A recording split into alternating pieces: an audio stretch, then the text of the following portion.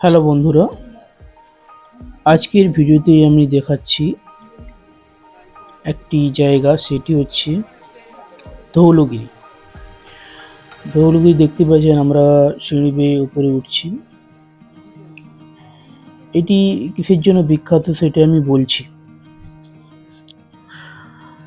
উড়িষ্যার ভুবনেশ্বরের কাছে এটি দোয়াই নদীর তীরে এটি অবস্থিত।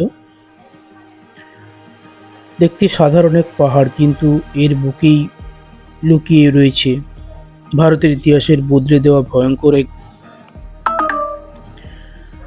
খ্রিস্টপূর্ব 261 সাল সম্রাট অশোক কলিঙ্গ দখল করতে একটি ভয়ঙ্কর যুদ্ধ শুরু করেন।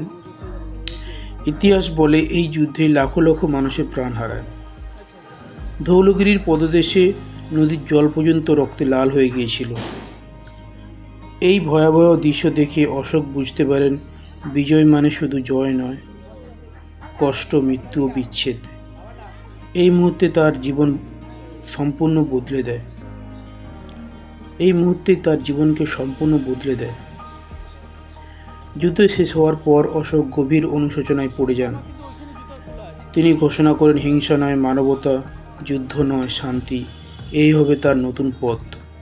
এরপর তিনি বৌদ্ধ দর্শনের দয়া ও হিংসা ও নৈতিকতা গ্রহণ করেন।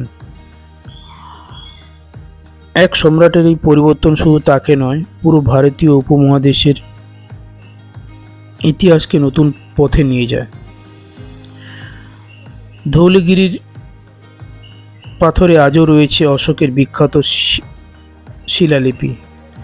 এখানে তিনি তার প্রজাদের উদ্দেশ্যে এক অসাধারণ বার্তা দিয়েছিলেন: সততা, দয়া, প্রাণীর প্রতি করুণা, সুশাসন এবং অহিংসার শিক্ষা।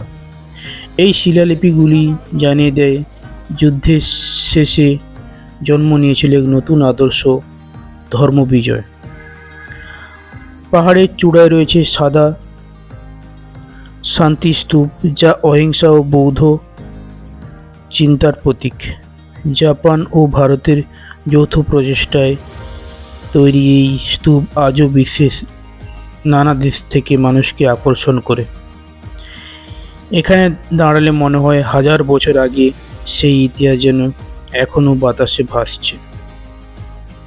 ধৌলগিরি শুধু একটি ভ্রমণ স্থান নয়, এটি সেই পবিত্র ভূমি যেখানে রক্তের নদী থেকে জন্ম নিয়েছিল শান্তি, যেখানে এক সম্রাট চোখ খুলে গিয়েছিল